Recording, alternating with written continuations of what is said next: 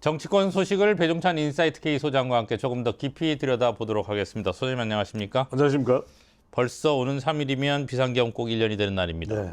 먼저 이재명 대통령이 특별 담화를 한다고 합니다. 어떤 내용이 담길까요? 그렇습니다. 이제 대통령이 취임하자마자 기자회견도 했었죠. 그런데 지금 외신을 상대로 기자회견을 하는 것은 대외적으로 지금 또 외교를 또 가장 많이 부각시키고 있는 것이 이재명 대통령의 국정입니다. 네. 그러다 보니까 외신에다 봐라.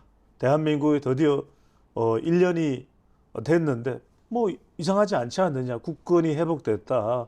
국정이 회복됐다. 그리고 민생 경제 또 그리고 또 국민 통합에 신경을 쓰겠다. 물론 이제 이거는 어디까지나 대통령의 이 외신을 상대로 한 그런 메시지 전달이겠죠. 그것에 대해서 이제 뭐 국내 정치상으로는 여러 가지 왈가왈부가 있을 수 있겠지만 그럼에도 불구하고 이재명 대통령이 이제 비상계엄 1년이 지나는 시점에 1년이 되는 시점에 완전히 또 정치적으로 운명이 바뀌었지 않습니까?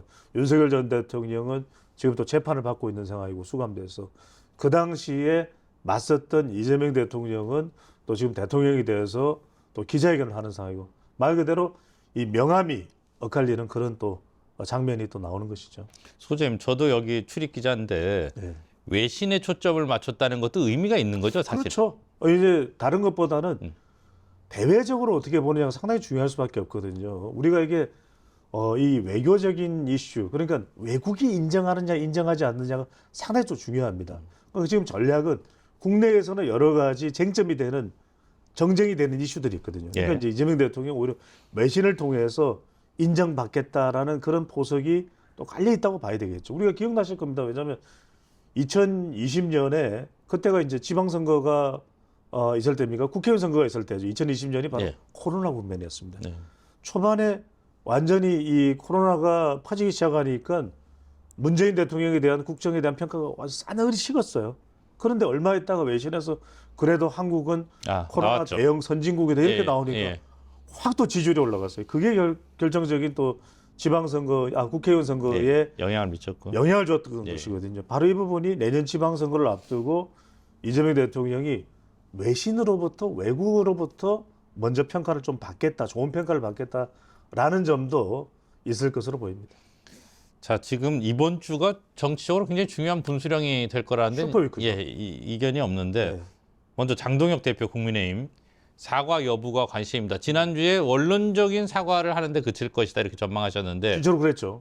그대로 갈 것으로 보세요? 저도 그렇습니다. 원칙적인 사과를 할 것으로 보입니다. 그런 이유가 지금 장동혁 대표의 당 운영을 보면 그런 것 같아요. 여전히 전환길이나 여전히 자신을 지지했던 그 충성 지지층들을 외면하기는 힘들어요. 그렇기 때문에 뭐 일각에서는 김재섭 의원이나 초재선 의원들은 사과를 해라. 우리가 그러면 따로 뭐 20여 명은 행동을 하겠다 하지만 그렇다고 해서 그걸 따라갈 수만은 없는 것이 강하게 전당대회에서 장동혁 대표를 만들어줬던 그 지지층들을 무시하지도 못하거든요. 그리고 또 하나는 뭐냐면 장동혁 대표가 설명을 하고 있듯이 여기서 쑥거리면은 봐라. 자신들도 인정하지 않냐. 그러면 그 내란 세력을 우리는 더 심판하고 또 정의가 무엇인지를 가르쳐 줘야 된다. 이런 식으로 될 것이다. 그게 이제 장동혁 대표의 발언에 머리를 쑤그리면 머리를 누를 것이고 허리를 쑤그리면 허리를 부러뜨릴 것이다. 바로 이 발언에서도 일맥상통 이어지는 부분이거든요. 그래서 뭐 이제 일각 당 내에서는 이제 이런 부분들을 아쉬워하는 목소리 나옵니다. 왜냐하면 중도층을 흡수하려면 어떻게 해야 되는데라는 것인데 비상계엄의 1년이라는 게 분명히 비상계엄을 선포한 것에 대해서는 공감하는 여론이 많지 않아요. 그런데 그때 우리 항해국에서도 돌아가 보면 이 말 그대로 정부 여당은 몰리는 상황이었거든요. 끊임없는 탄핵, 끊임없는 법안을 통과해서 사실상 국정을 마비시킨 거나 다름없었다라는 그 비판에서는 민주당도 자유롭지가 않아요. 그러니까 그 부분이 상당히 저는 이 민감한 사안입니다. 장동혁 대표는 그 점을 강조하고 싶은 것이고 당 내에서 장동혁 대표에 대해서 또 호소하는 목소리는 그럼에도 불구하고 제대로 된 사과를 하고 비상계엄과 윤석열 전 대통령과 윤핵관과 손절해야 되는 거 아니냐라는 이야기가 나오는데 저는 현실 정치상으로 보면 당위적으로는 그 내용들이 주장될 수 있지만 현실 정치상으로는 재분석으로는 장동혁 대표가 선택을 하기는 어려울 것으로 보입니다. 자, 그러면 그 양쪽의 측면을 하나씩 좀 구체적으로 짚어보죠. 말씀하신 대로 초선의 김재섭 의원이 20여 명의 집단 행동을 예고했는데, 근데 이렇게 볼 수 있을 것 같아요. 사과하지 않으면 우리라도 사과한다라는 측면이 하나 있는 것 같고, 또 하나는 집단 행동이라는 게 지금 연판장 기자회견 얘기 나오는데, 그렇죠. 이건 어떤 의미예요? 반발이죠. 장동혁 대표 체제에 대해서 첫 번째로는 비상경과 관련된 부분, 두 번째는 당헌 당규와 관련된 부분. 그러니까 당칠 민삼을 하겠다는 이거는 장동혁 대표 체제를 구축하겠다는 거 아니냐. 그러면 이건 곤란하다.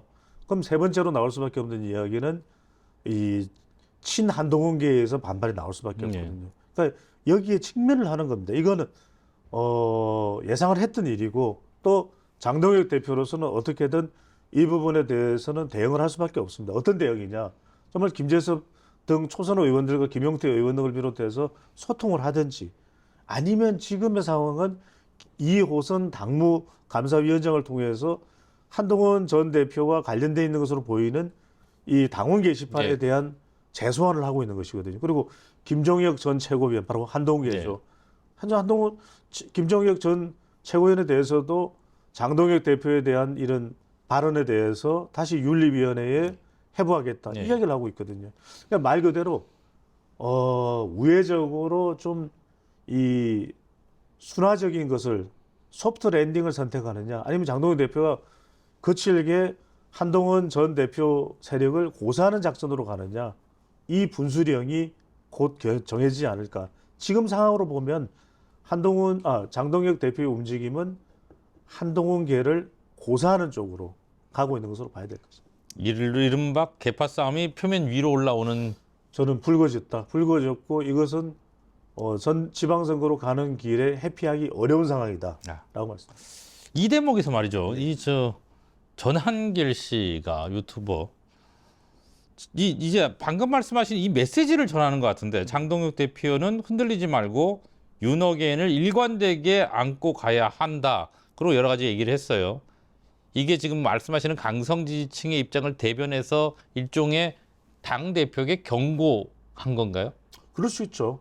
그러니까 이게 뭐냐면 이른바 강성 지지층들을 어떻게 받아들일 것이냐. 지금까지는 장동혁 대표는 외면은 못하고 있어요. 그래서 윤석열 전 대통령도 면회를 다녀왔죠. 하지만 그것을 표면적으로 크게 드러내지는 않았어요.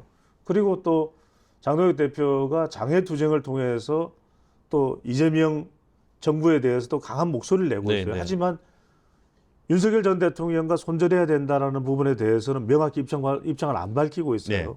그러니까 원론적인 정도의 사과만 하고 있거든요. 그러니까 저는 아직까지는 완전히 장동혁 대표가 이 강성 지지층, 강성 유튜브 그리고 전환길 씨 등 자신을 대표로 만들어준 사람들을 외면하기는 어려운 상황으로 보입니다.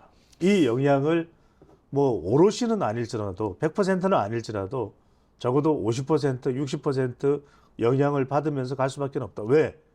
이걸 외면하는 순간 어떤 결과가 초래될 것이라고 하는 것은 예상이 되거든요. 예측이 되거든요. 왜냐하면 전환길 씨는 우린 배신당했다. 장동혁 대표는 더 이상 우리를 배신하지 말라. 우리는 그러면은 다른 길을 가겠다. 그러면 강성 유튜버들도 마찬가지일 거예요. 우리에게 그렇게 와서 협조하겠다고 해놓고 지금 와서 장동혁 대표가 딴소리를 한다. 그럼 우리도 더 이상 장동혁 대표와 함께 갈 수 없다. 그러면 당내 기반이 확고하지 않는, 왜냐하면 장동혁 대표가 보면 TK 기반도 확고하지 않거든요. 왜냐하면 우재준 의원 같은 경우에는 친한동훈계라고 하더라도 TK 의원입니다. 지역구 의원인데 바로 장동혁 대표에 대해서 대립각을 세우고 있는 그런 상황입니다. 그렇다면 이런 부분이 장동혁 대표로서는 상당히 이제 노심초사가 아니라 장심초사할 수밖에 없는 상황으로 전개되고 있는 것이죠. 그 공교로운 게 아니라 장동혁 대표가 취임 100일을 맞아요, 이때. 그 평가가 지금 말씀하신 같은 맥락으로 이해하면 되겠죠. 그러니까 이제 우리가 대표도 그렇고 비대위원장도 그렇고 100일에 대한 평가다. 한동훈 전 대표가 대표를 할 때도 100일에 대한 평가가 제일 중요했던 건 뭐냐면 그러니까 다른 변수들이 있을 수가 있어요. 한동훈 전 대표도 그 당시에 윤석열 전 대통령하고 안 좋았거든요. 이른바 우리가 유난 갈등, 유난 전쟁이라고 얘기했잖아요. 그럼에도 불구하고 지지율은 올려야 되는 거예요. 그럼에도 불구하고. 그러니까 우리가 비대위원장들도 그럼에도 불구하고 지지율을 올려야 되는 거예요. 그러니까 장동혁 대표도 여건은 안 좋아요. 네. 지지율을 올리기 쉽지 않은 상황입니다. 그럼에도 불구하고 지지층들의 평가는 지지율인데 지지율이 안 좋아. 안 좋죠. 그러니까 지금 장동혁 대표가 어떤 식의 계획, 그러니까 올해는 좀 강한 지지층들을 묶어놓고 네. 내년부터 지방선거를 한 6개월여, 5개월여 앞두고는 중도층을 확보하겠다 하지만 그 확보하겠다는 계획이 중요한 게 아니라 결과를 보여줘야 되거든요. 그렇죠. 그러니까 지금 장동혁 대표가 가장 역점을 기울여야 되는 것은 지지율을 어떻게든 끌어올려야 돼요. 제일 좋은 건 장동혁 대표가 박수를 받고 오히려 반대의 목소리를 잠재울 수 있는 방법은 민주당보다도 지지율을 더 높게 끌어올리는 것. 이 방법을 강구해야 됩니다. 이게 장동혁 대표가 돌파할 수 있는 가장 좋은 방법은 지지율을 획기적으로 끌어올리는 것입니다. 예. 그리고 그 전날이죠. 지금 12월 3일 전날, 12월 2일이 되겠죠. 추경호 국민의힘 의원에 대한 법원의 영장실질심사가 진행이 될 것으로 보입니다. 추 의원의 구속 여부도 여기에 또 이번 한 주를 분수령으로 만드는 주요한 변수죠.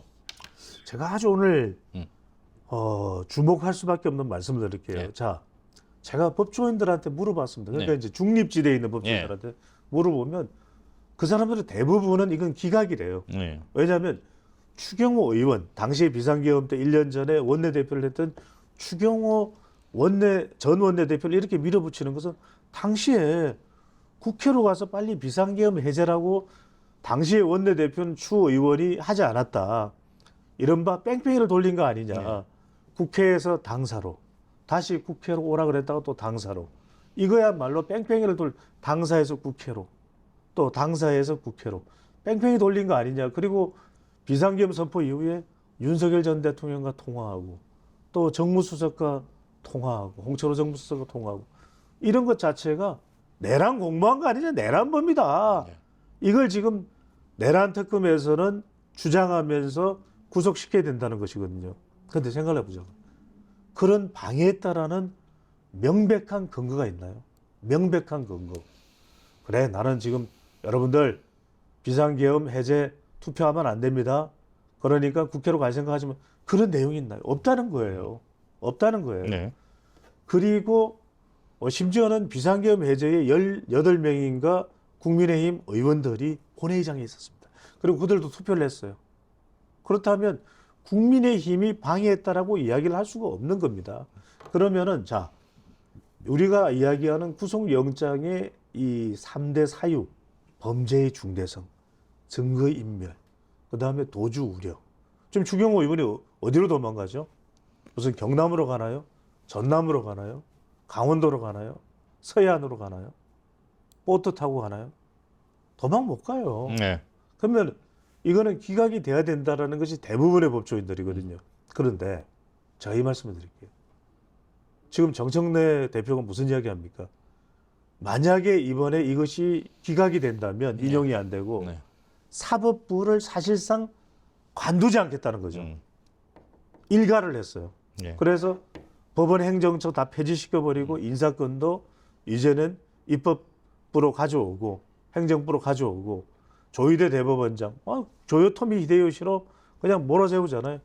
또 지기현 판사, 또 문제 많고 룸에 가는 그런 판사 이렇게 또 몰아붙이잖아요. 휴대폰을 바꿨다고 그러면 이런 상황이 된다는 것은 엄청난 지금 이정재 재판장이거든요. 이번 구속영장 실질심사 네. 담당 판사가. 그러니까 뭐 고향까지 다 공개되고 학력, 그동안의 이력 다 공개됐어요. 몰아붙이는 거예요. 그럼 뭐냐?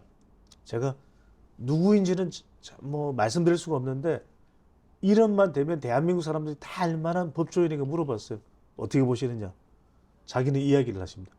100% 이것은 법적으로 보면 100% 기각입니다.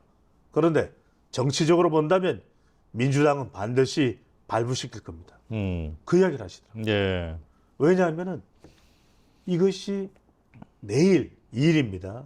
시점상으로 이제 내일인데 2일 날 구속영장 심사가 돼서 거의 새벽 2시쯤에 나올 거예요. 왜냐하면 이게 어떤 결과가 나오더라도 재판장은 이 구속영장 전담 판사는 내가 이렇게 고민했는데를 예. 보여줘야 됩니다. 네, 이게. 그렇게 고민했는 데를 통상 그렇게 하죠. 시간을 예. 2시, 3시까지 그러면 그날이 무슨 날입니까? 12월 3일입니다. 예. 어느 판사가 예. 이렇게 압박하는데 관두지 않겠다는데 비상계엄 당일날 네. 구속영장 기각 음. 어려울 것이다라는 진단을 합니다. 예, 이거 좀 지켜보죠. 네. 이 결과가 어떻게 될지 궁금합니다. 그리고 지금 지방선거 얘기 좀 해볼게요. 여야가 내용이 심해요. 예. 둘 다.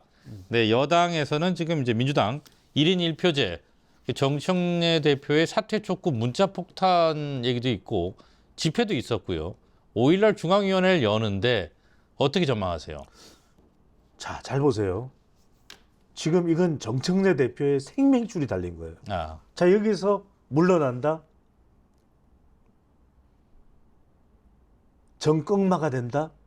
정청래의 꺾이는 마음이 돼버린다. 이거는 정청래는 끝장나는 거예요. 그러면 정청래 대표는 이걸 무조건 하고 통과시켜야 돼요. 무슨 일이 있더라도. 지금 꺾여버리면 이제는 정청래 세상은 안 와. 물러설 길이 정청래 없다. 세상은 김어준, 예. 문재인 여기에 지원을 받아가지고 어떻게든 1인 1표를 내서 1인 1표를 만들어서 지금 당 지지율도 안 나온다는 것은 지금으로서는 아직까지 정청래 대표의 경쟁력이 안 나오잖아요. 예. 근데 지방선거를 딱 친청계로 깔고 비청행사, 친청행제 이건 이재명 대통령도 대표 시절에 했던 거잖아요. 이렇게 해서 완전히 정청래 체대로 탈바꿈을 시키면 탈색을 해놓으면 세탁을 해놓으면 8월 전당대회 때 누가 당대표가 됩니까? 정청래 대표. 정청래가 되죠. 예. 그러면 이제 대권 조전하고 2028년에 국회 공천권을 꽉 쥐게 되는 겁니다. 예. 이걸 지금 놓친다.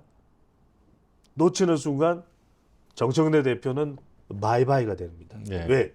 지금 8월 전당대회에 지금 김민석 총리가 잔뜩 내공을 끌어올린 상황에서 지금 서울시장 오세훈 시장하고도 전면전을 벌이면서 내공을 끌어올려서 쫙 하고 전당대회 들어오면 어떻게 되겠어요? 완전히 파상 공세가 되거든요. 예. 그러면은 이건 정청래 대표는 어려워져요. 이게 왜냐하면 1인 1표 되는 것 자체가 1인 1표 특위위원장이 누군지 아십니까? 모르겠습니다. 장경태입니다. 아, 이렇게 연결되는 겁니다. 네. 장경태 시당위원장 이건 짧게라도 해드려야 돼요. 서울시당 위원장입니다. 예. 지금 지방선거에서 제일 중요한 게 서울시거든요. 예. 꽉 쥐고 있습니다. 이 정청래 대표의 최측근이 장경태 의원이에요. 예. 그런데 잠깐 생각해 보세요. 이 성추행이 작년 10월 23일에 있었던 일이에요. 네, 네. 여성 보좌진 쪽으로 예. 몸이 기울어졌다는 예, 거잖아요. 예. 그런데 지금 1년이 지났어요. 예. 11월 25일에 지금 양동표 경찰서에 접수되고 서울경찰청으로 이첩이 됩니다. 이 시간이 어떤 시간입니까? 바로 신청 체제가 가장 강력하게 강화되는 시기거든요. 자, 국정감사로 가봅니다. 추미애법사위원장이 조희대 대법원장 청문회까지 하고 완전히 정청래 대표의 đặc 공이 됩니다. 예. 최민희 위원장 누구랑 가깝습니까? 정청래 대표랑 가깝죠. 그 다음에 양문석 의원 누구랑 가깝습니까? 누구랑 가깝습니까? 정청래 대표랑 가깝죠. 자, 그런데 이 상황에서 잘 보시오. 세 글자로 정리를 해버립니다. 이게 무서운 겁니다. 청첩장, 최민희 위원장 정리, 네.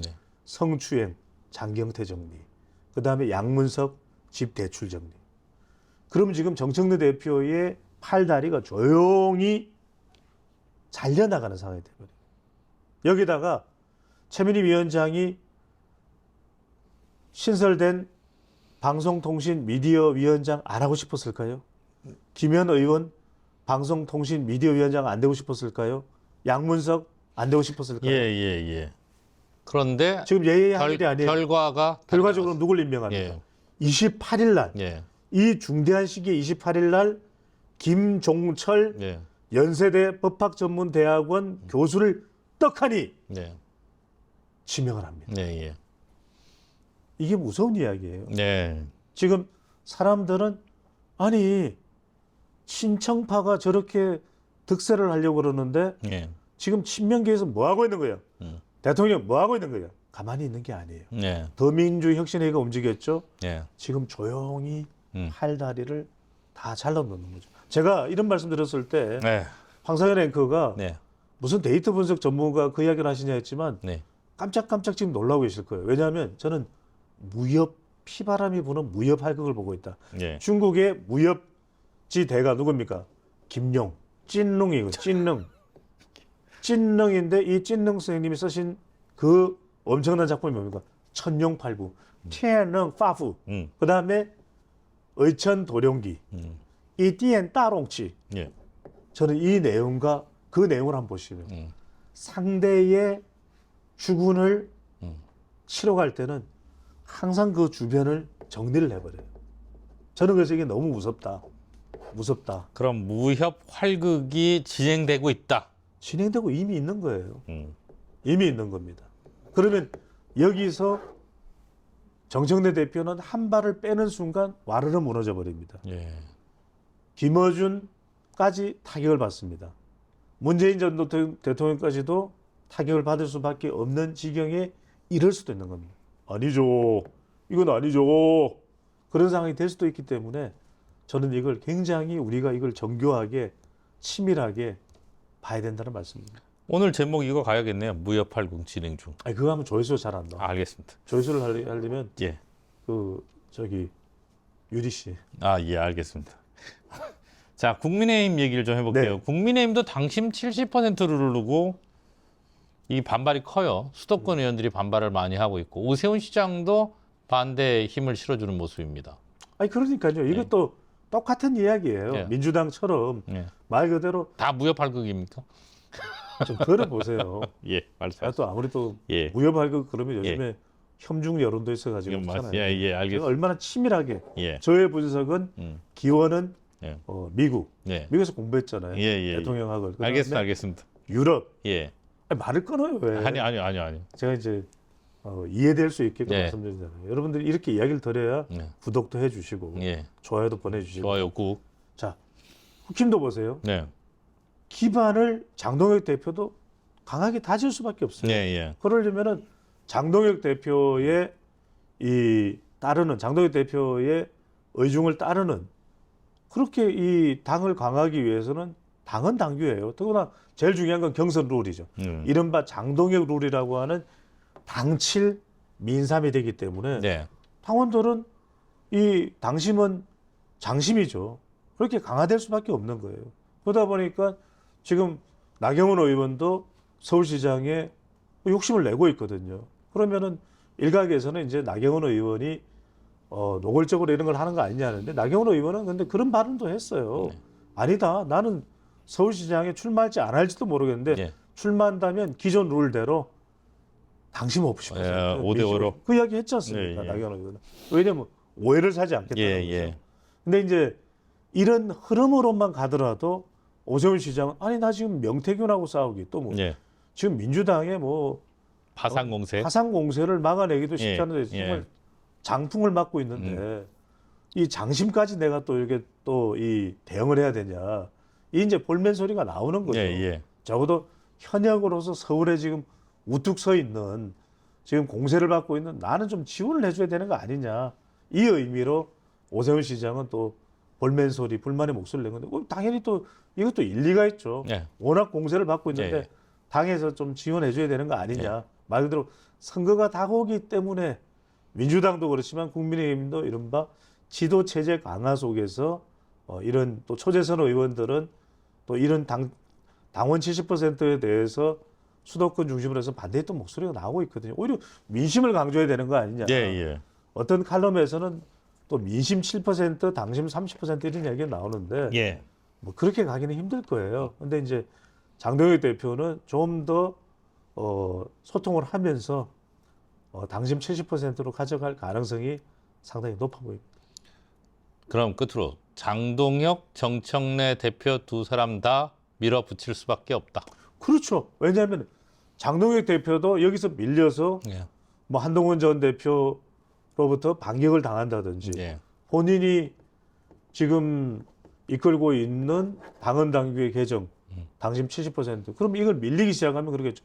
빨리 여의도 지금 윤호기인하고도 손절해라. 이런 식의 파상 공세를 또 내부적으로 당할 수밖에 없고 예. 정청래 대표의 처지도 예. 장동혁 대표의 처지도 끝까지 자신들이 계획한 것을 관철시킬 수밖에는 없다라는 말씀이십니다. 네, 오늘 여기까지 듣겠습니다. 고맙습니다. 그럼 마무리를 하세요. 인사하세요.